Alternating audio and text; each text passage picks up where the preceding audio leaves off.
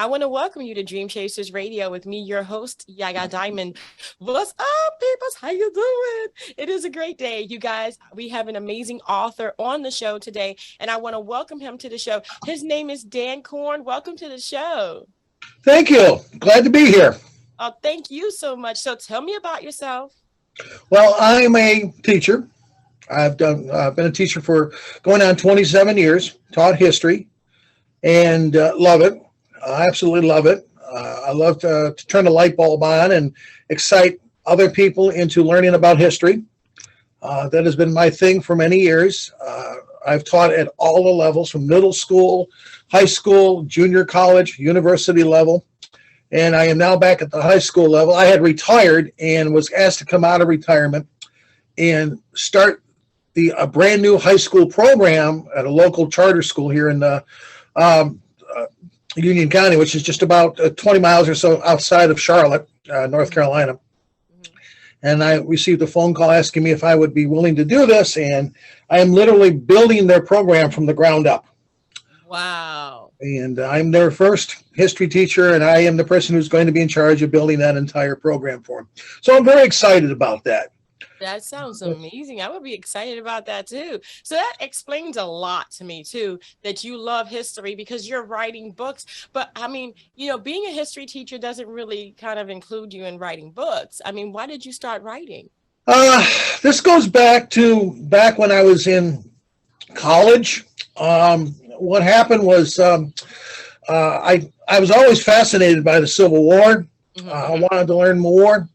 And I was lucky that I was able to take a course that in the summer on the Civil War, where we spent the last week of the class actually touring Civil War battlefields.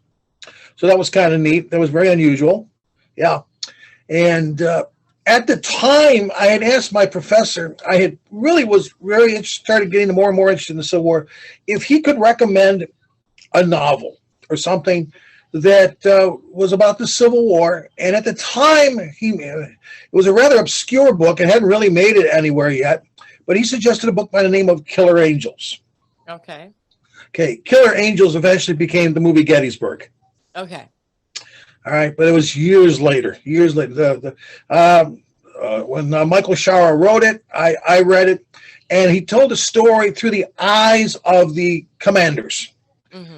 Very personal kind of thing, and it really hooked me. And I really thought I really liked that. But then something happened while we were on the trip.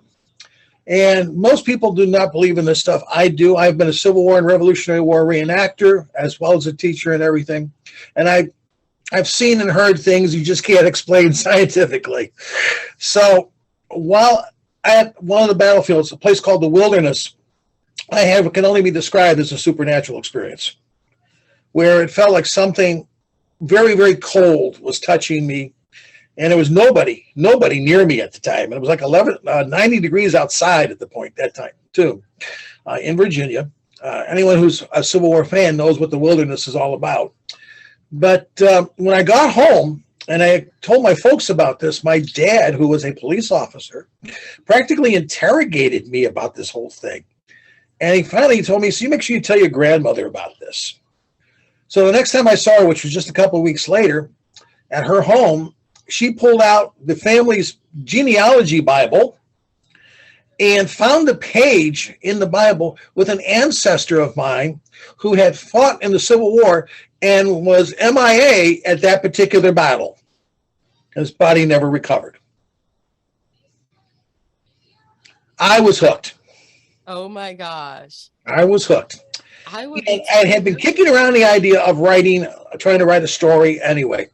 And one of the things that had always fascinated me as a child was Disney used to have their Sunday night program, The Wonderful World of Disney. And he really is the man who started miniseries in a lot of ways. And he did all these different things with American heroes and everything.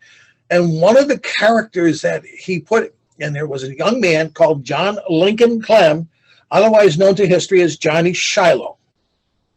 And the more I watched that movie, I read the stories, and the more I read, the more I realized I wanted to write about this stuff.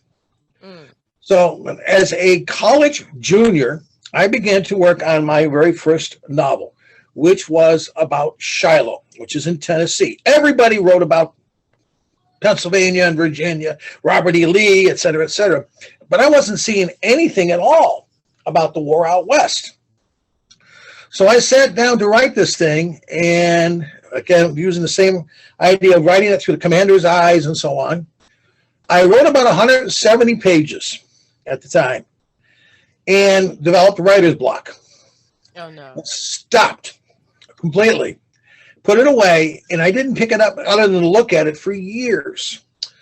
And then one day, my daughter, by this time I was, married, had a family and home and teaching school responsibilities, found the manuscript. She was looking for something to do for a Civil War project, and she knew her dad had a lot of stuff. When she found the manuscript, she brought it to me, demanding to know why it wasn't finished. And when I tried to explain to her about life, she looked at me over the top of it was a great big orange notebook, and she says to me, "Daddy, aren't you the guy who's always telling people to finish what they started?" Oh, she got you. Yep. She got you. Yep. Hoisted upon my own petard, so to speak. Oh, well, gosh. when I began to work on it again, because she bugged me about it. She harassed me. And I realized that then now I knew a lot more than I had before. I had people now who could help me, actually help me do research and proofread and everything. One of my fellow teachers would literally take my manuscript, go home at night. She'd take a chapter or so a night, sit at home, reading in bed with a red pen, going through it and making suggestions and corrections. That's my mentor teacher, so to speak. And we finally finished it all up. I had relocated down to North Carolina. I was recruited to come teach in North Carolina out of New York State, upstate New York. And we finished it just as I was helping to open up a brand new high school. This was a regular high school. And got it published, and everybody went crazy over the fact, oh my God, we've got an author on our, all this business. But it's been it led to, with that, it led to some national recognition on different ways. One of the things I've always remembered is one of the first talks I actually gave on the book was in front of a historical preservation organization, local. And when I got all done, I'll never forget this. An elderly gentleman walks up to me, looks at me, and he says, "I was raised on that battlefield," like that. And I looked at him and I said, "Okay, did I get it right?" And he looks at me and he says, "Boy, if I didn't know you was a damn Yankee, I'd have sworn you were one of us. Good job," like that. Oh my God. Yes. And then his wife read the book. He bought a copy, had me autograph it, and his wife read the book, and I had stuck one of my business cards in it. And she emailed me afterwards saying how impressed she was by the book. She said, "I can't believe that someone from upstate New York wrote a book that's like this." She says, "How did you do this and not be a Southerner?" Like that. Well, it was just trying to do it a balanced way. One of the people who reviewed it, actually several people have reviewed it. When I was originally writing the manuscript, it became the basis for my master's thesis. And one of the people who was involved in reviewing that particular thing was a gentleman by the name of James McPherson, who, of course, wrote Battle Cry of Freedom and won the Pulitzer Prize for that. Yeah. He read my manuscript and autographed it and put a Post-it note on it that said, "Dan, this is really good. Get it published. Jim McPherson." Well, okay. Wow. But then when it actually went online on sale, Newt Gingrich received a copy of this, read the book, and the next day after he finished reading the book, went on Amazon and gave it a 5-star rating with his thing. Oh my gosh. So it has, of course, led to different things, other interviews. People are saying, they know who I am now. I walk into different things, and it's just, eventually it led to the sequel. Okay. So that's the first one, which of Okay. course is Dawn's Gray Steel. It's about 250 pages or so. It is very, very, very historically accurate, but it's a story. Mm-hmm. But I know for a fact, because I've received messages from different teachers across the country, they're using my novel as a book in their classes. Oh my gosh, that is so cool. Right. That is so cool. Yeah. In fact, one of them just the other day, I received an email from she said, I just set up my digital library for my students, and your book is in my digital library. Oh my God. Okay. So that's, those are the kinds of things that make, okay, I'm reaching people with this. Yeah, definitely. When I wrote it, I purposely finished it, the final chapter, with the idea of possibly someday, if this worked, writing a sequel to it, and leaving the people to have to guess who it is that's actually in this particular chapter regarding the book. Well, the book, if you know anything all about the Battle of Shiloh, there's a number of very famous people that were involved in this. Of course, was Grant, Albert Sidney Johnston on the Confederate side, Braxton Bragg, Pierre Beauregard, William Tecumseh Sherman, and Nathan Bedford Forrest. And Forrest is actually the gentleman I don't name in the last chapter, because what he did at that battle to end that fight was an absolute incredible thing. And people just don't understand, how could a human being survive something like that? Well, he did. He was shot at very, very close range in the last part of the fighting at a place called Fallen Timbers. Grabbed a young soldier up off the ground, held him up against his back and everything, using him for cover, and rode away from the fight, and then dropped the guy afterwards. People are just going, how did that devil ever manage to do that? And that's how I finished it, basically, was Sherman looking at his people and saying, well, I bet we see that devil again. Wow. And finished it that way. It led to the sequel. A lot of people came up to me and said, are you going to write another one? Mm-hmm. And, well, it took quite a while to write this one, but it didn't take as long to do the second one, although the second one, as you can see, is about 3 times the size of the first one. And it's the Tennessee Thunder, of course, as that one is named. What I did was I continued the story of the armies, but now, of course, they have different commanders. And so I tell the story, again, through the eyes of the commanders, but I start with Stones River, or Murfreesboro, if you're in the South, Braxton Bragg versus William Rosecrans. Stones River was the last major battle of 1862, and it's a very, very bloody battle, but it ends as a Union victory. And so Lincoln has a win at the end of the year to offset what happened with Fredericksburg. Right. Okay. And I tell the story of the different people who are involved and everything. Now, here's where I'm a little different than a lot of writers. Mm-hmm. I actually do my own research. Okay, I got you. Okay, and I go to the places that I'm writing about. Oh, okay. So I have actually walked those fields with the people who know the story.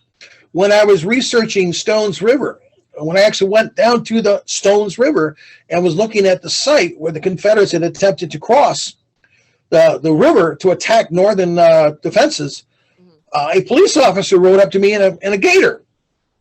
And he looked at me and he asked me what I was doing. And I told him, and he said, well, I'm from here. He says, you really want to know the true story? I said, well, I'd love to know the true story. He says, hop in. And he drove me around the battlefield in his police gator, telling me all these stories from the point of view of someone who had lived there all his life. Wow. So that information, of course, works its way into the stories. Right. And how I do things. And the fact that I have recreated as a reenactor all of these fights that I write about.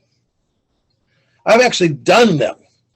And so I have that personal point of view as well as the researcher's point of view. And that was one of the funny things that happened when we did Shiloh. We actually recreated the 150th anniversary of Shiloh at the times that some of the battles were actually taking place. And the very early morning fight, we started this thing at 6 o'clock in the morning.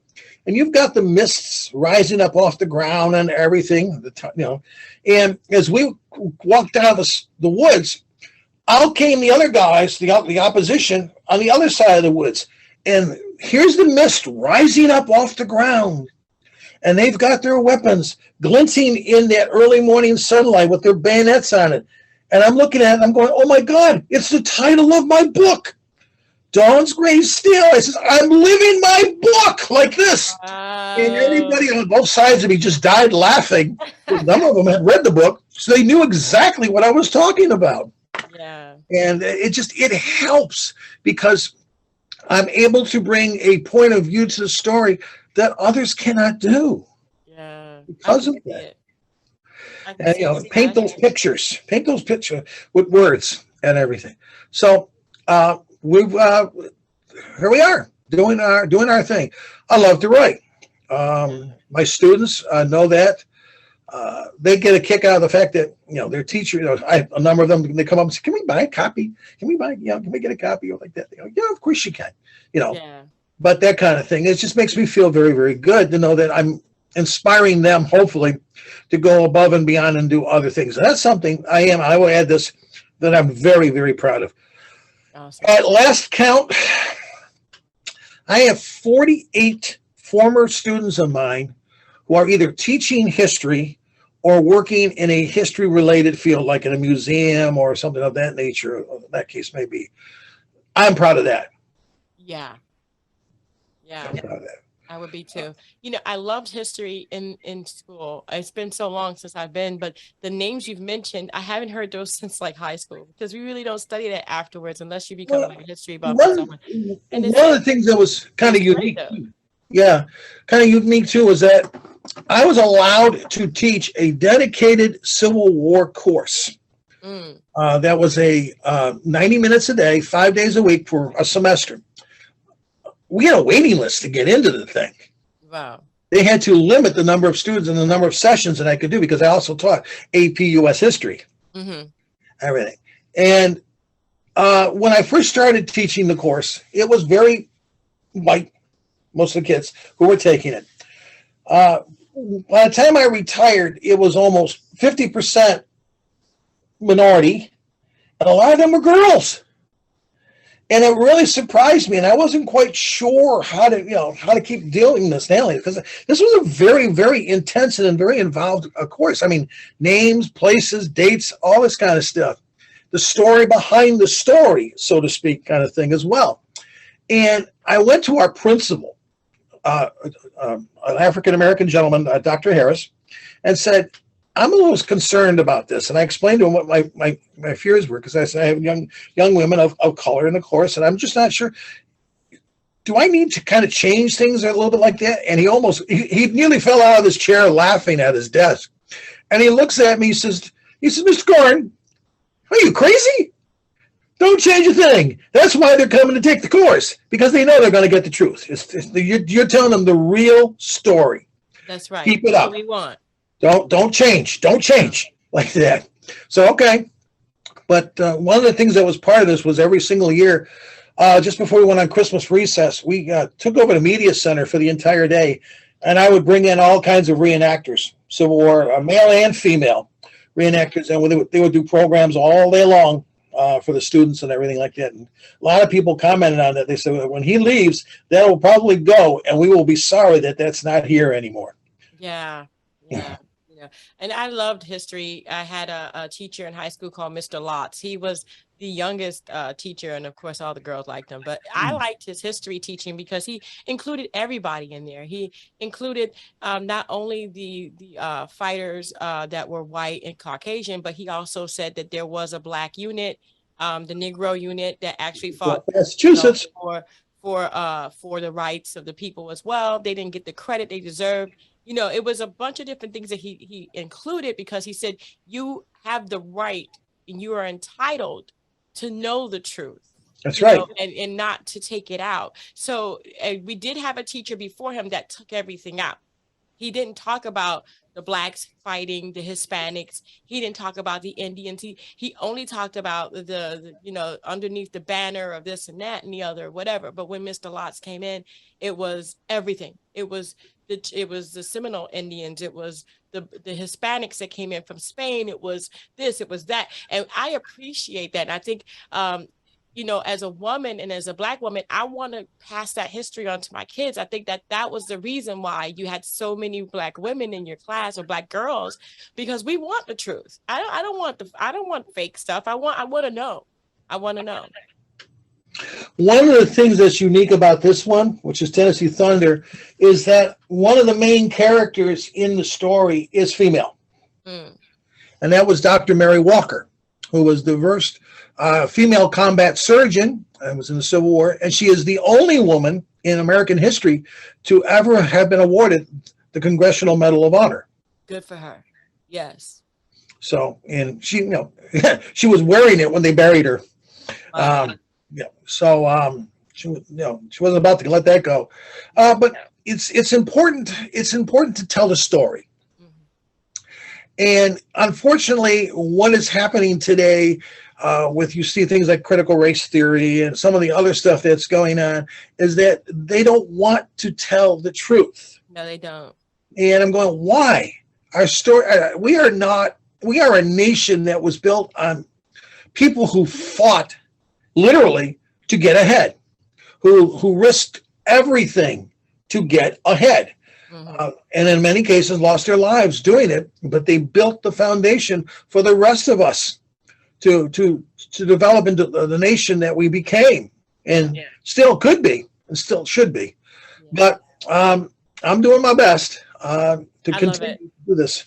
I love it. I love that you're telling the truth. We need the truth. We need to know that, I need to know as a Black person that we had something to do with it too. And we've been a lot to do with it. We've been erased. Literally, the only thing that I knew when I was growing up was slavery. That's it. That's all I knew. I didn't know that we fought. I didn't know that we had a Black Wall Street. I didn't know that we had a lot of different things. I didn't know that Madam C. Walker, I didn't know about her either. I mean, there's just so much rich history, not only on the whites, not only on the Indians, because you have a lot of Indians too that were declared, but then the Blacks were just slaves. The Continental Army in the American Revolution, 1 out of 7 Continental soldiers was a Black man. There you go. And you never hear about that. No. And it's like, folks, we had an integrated army to start with. And that we didn't know that, and that's probably the reason why we need you, and we need these books, because literally, to be a woman, to be a Black woman, to be a Black person, to be an Indian, to be a Hispanic person, to be a white person, you're fighting side by side. That's right. You're fighting side by side. I mean, literally, I'm going to protect you just as much as you protect me. We need to win this war. Who cares what color you are? We're trying to survive together here, and no one knows about that. And we need to know. Well, we do our best. We're trying to do our best, but it's a struggle. I love to be in the classroom. I love my students. I mean, that's all there is to it. And teaching to me is the greatest passion in the world, and it is a passion. When I retired the first time, I thought I could walk away and enjoy it. No, didn't happen. 5 weeks later, I was in a college classroom, and I've been still teaching ever since. And people say, "When are you going to retire?" Retire. I said, "Why? Why retire when I love what I do?" Yeah. I said, "I love to work with these kids. I love to turn them on to learning about themselves and their country, because that's what it is. We're learning about ourselves. It isn't just our history. Our history is us. Our history is us. Who we are is who they were. Right. And we need to realize that. And we're only one generation away from losing it all if we're not careful. You're right. Losing who we were, why we're at the place that we're at, and all the people that benefit, that we're benefiting from. We're losing that. And I'm glad that you didn't sit down idly by and watch it. And I love the fact that you've put it in these books and that you're teaching and that you're doing your passion.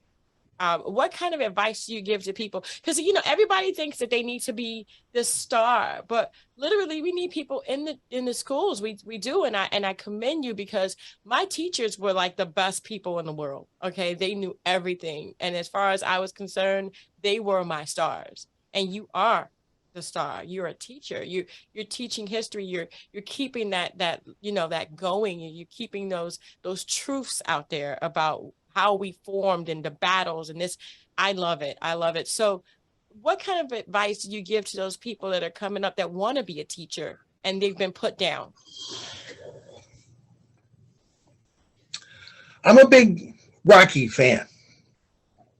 There's a great line that I love in his one of his last movies that he made as Rocky, the one where he comes out of retirement to fight one more time.